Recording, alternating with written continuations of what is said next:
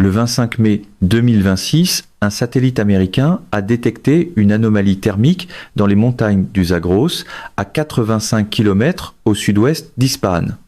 Un motif synchronisé de bouches d'évacuation, le long d'une crête de 12 km, émettait toute une chaleur compatible avec un système de contrôle climatique à l'échelle industrielle. Ce motif ne correspondait à aucune installation iranienne connue. Les analystes ont signalé cette signature pour un examen prioritaire. En moins de 10 à 8 heures, plusieurs sources ont confirmé ce que l'imagerie thermique avait détecté. Des satellites à radar à synthèse d'ouverture, des analyses par radar pénétrant le sol et des interceptions de renseignements d'origine électromagnétique. L'Iran exploitait un immense complexe souterrain de stockage et de déploiement de missiles enfouis sous les montagnes du Zagros. Pas une simple installation, pas un entrepôt, mais une ville souterraine conçue pour abriter, entretenir et lancer des centaines de systèmes de missiles mobiles. Ces systèmes partaient de positions fortifiées, invisibles à la surveillance occidentale depuis plus de 5 ans.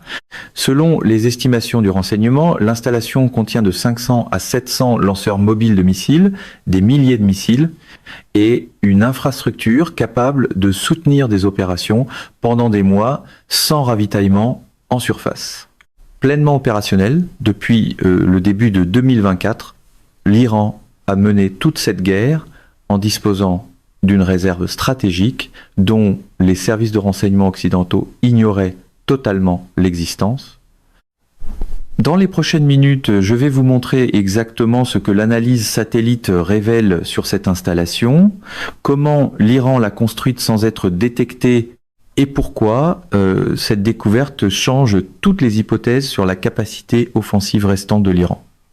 Voici maintenant ce que l'on sait. La signature thermique n'était pas accidentelle. Les installations souterraines ont besoin de ventilation.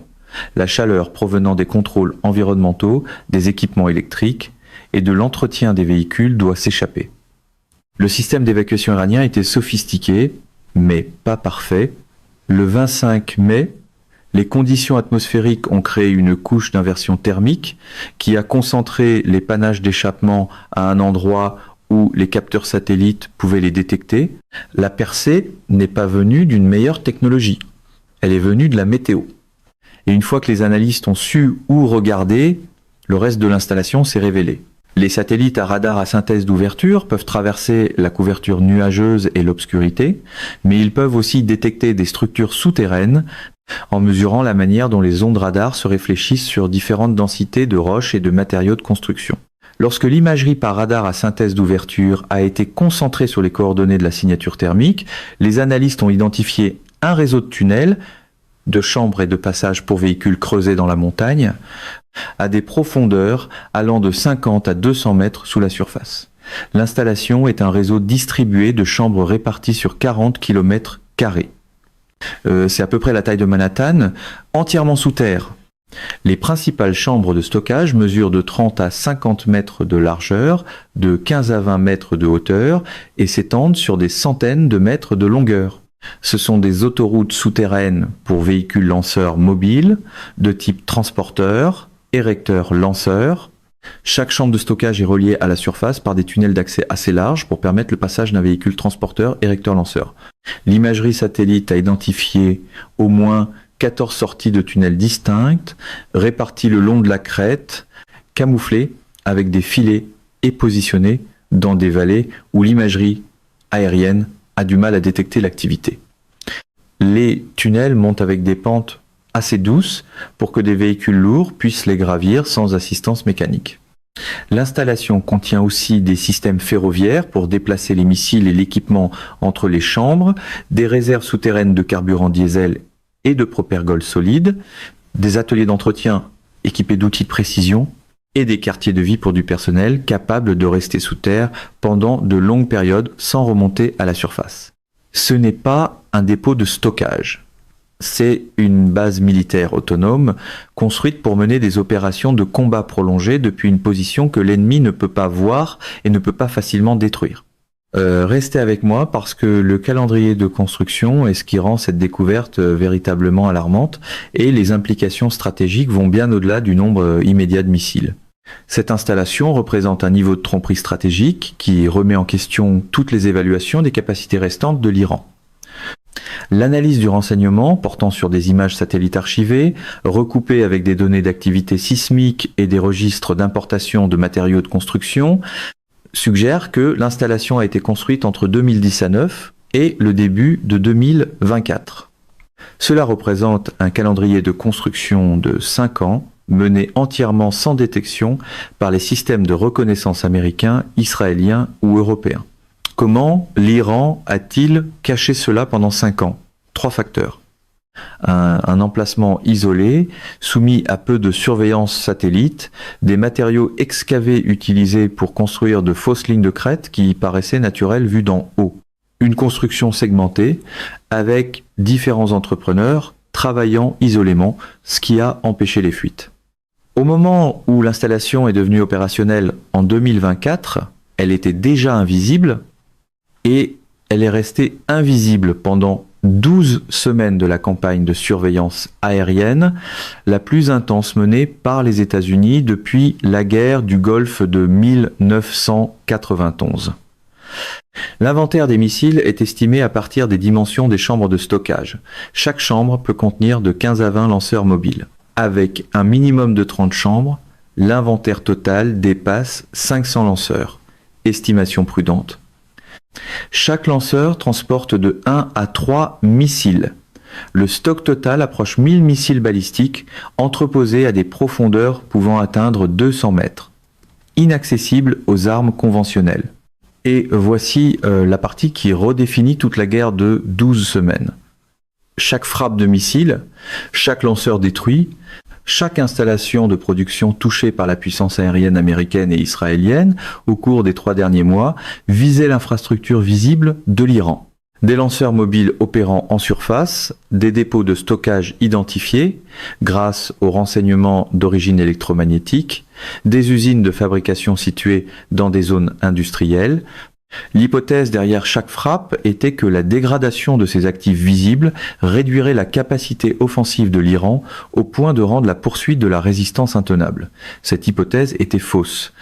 L'infrastructure visible était un leurre. La véritable réserve stratégique était sous terre depuis le début. Et l'Iran a rationné ses lancements de missiles basés en surface précisément pour préserver le stock souterrain, en vue d'un scénario où la guerre en surface serait perdue, mais où l'arsenal souterrain resterait intact. Maintenant, considérez ce que cela signifie pour l'équilibre militaire. Le commandement central des États-Unis a déclaré publiquement que le rythme des lancements de missiles iraniens avait chuté de 90% depuis les premiers jours de la guerre. Cette baisse a été présentée comme la preuve d'une dégradation réussie de la capacité offensive de l'Iran. Et en ce qui concerne les actifs visibles, cette évaluation était exacte. L'infrastructure iranienne de missiles en surface a été systématiquement détruite, mais si l'Iran dispose de 500 à 700 lanceurs mobiles dans une installation souterraine qui n'a jamais été touchée, la baisse de 90% du rythme des lancements n'est pas une preuve d'épuisement. C'est une preuve de retenue stratégique. L'Iran préserve le stock souterrain tout en utilisant les actifs de surface comme leurs consommables pour absorber les frappes américaines et israéliennes. Au moment où l'Iran décidera d'engager l'arsenal souterrain au combat, le rythme des lancements n'augmentera pas de 10%. Il augmentera d'un ordre de grandeur. 500 lanceurs répartis entre 14 sorties de tunnels distinctes, lançant simultanément, saturaient tous les systèmes de défense aérienne de la région. Le dôme de fer israélien peut intercepter environ 15 cibles simultanées par batterie. Les États-Unis ont déployé des systèmes Patriot et THAAD dans le Golfe, mais leur capacité d'interception est limitée par le nombre d'intercepteurs disponibles et par le temps de rechargement entre les engagements. Un lancement massif depuis l'installation souterraine submergerait les systèmes défensifs par le simple volume. Et comme les lanceurs tirent depuis des positions souterraines et retournent immédiatement dans les tunnels, après le lancement, les tirs de contre-batterie ne peuvent pas les détruire. Vous ne pouvez pas cibler ce que vous ne pouvez pas voir. Et au moment où un missile est détecté en vol, le lanceur qui l'a tiré est déjà de retour sous terre L'Iran a effectivement construit un arsenal de missiles insubmersibles. La seule façon de le neutraliser est de détruire l'installation elle-même. Et détruire une installation enfouie à 200 mètres sous terre, répartie sur 40 km² avec de multiples chambres et points d'accès redondants, nécessiterait une campagne de bombardement prolongée utilisant les plus grosses munitions anti-bunker de l'inventaire américain. La bombe anti-bunker GBU-57, Massive Ordnance Penetrator, peut traverser 200 pieds de béton. La ville des missiles est enfouie sous 200 mètres de roche, soit plus de 650 pieds. Aucune arme conventionnelle ne peut atteindre cette profondeur, même des frappes répétées ne feraient qu'effondrer certaines chambres individuelles, pas l'ensemble du réseau. Et l'installation contient ses propres systèmes de défense aérienne aux sorties de tunnels. Le calcul stratégique change entièrement. Avant cette découverte, l'hypothèse était que des frappes aériennes soutenues pourraient finir par épuiser le stock de missiles de l'Iran au point de rendre les opérations offensives intenables. Après cette découverte, il est clair qu'aucun volume de frappes aériennes contre des cibles de surface n'éliminera la menace balistique iranienne. La véritable menace est sous terre et elle est effectivement intouchable par la puissance aérienne conventionnelle. Cette réalité pose une question complètement différente. Si la ville des missiles ne peut pas être détruite, la guerre peut-elle être gagnée ? Les États-Unis et Israël ont obtenu la supériorité aérienne, ils ont détruit la marine iranienne, dégradé ses défenses aériennes et éliminé une grande partie de son infrastructure militaire visible. Mais si l'Iran conserve la capacité de lancer des centaines de missiles balistiques depuis une position invulnérable, le coût de la poursuite de la guerre pourrait dépasser tout objectif militaire réalisable. Et l'Iran le sait, l'existence de cette installation est la police d'assurance de l'Iran.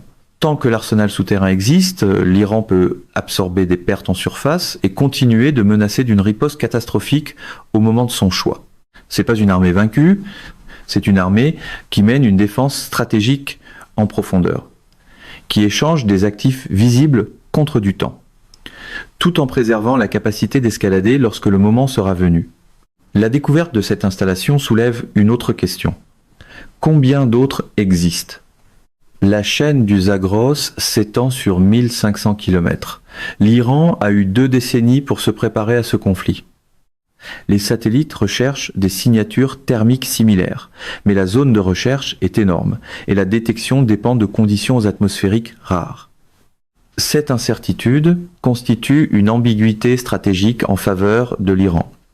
Des signatures d'échappement thermique ont été détectées dans les montagnes du Zagros, à 85 km au sud-ouest d'Ispahan. Une analyse de suivi a confirmé l'existence d'un immense complexe souterrain de stockage et de déploiement de missiles répartis sur 40 km².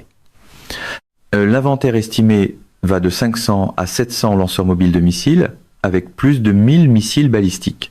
L'installation a été construite entre 2010 à 9 et 2024 sans être détectée. Elle est opérationnelle depuis le début de 2024. L'Iran a mené toute la guerre de 12 semaines en disposant d'une réserve stratégique dont les services de renseignement américains et israéliens ignoraient totalement l'existence. L'installation est enfouie jusqu'à 200 mètres sous terre. Aucune arme conventionnelle ne peut atteindre cette profondeur de manière fiable. Le complexe contient 14 sorties de tunnels distinctes, des systèmes ferroviaires internes, des réserves de carburant, des ateliers d'entretien et des systèmes de défense aérienne. La baisse de 90% du rythme des lancements de missiles iraniens n'était pas un épuisement, c'était une retenue stratégique. L'infrastructure de surface était un leurre. Le véritable arsenal est souterrain et intouchable. Et ce n'est pas la seule installation. Le renseignement recherche maintenant d'autres sites dans les chaînes de montagnes iraniennes.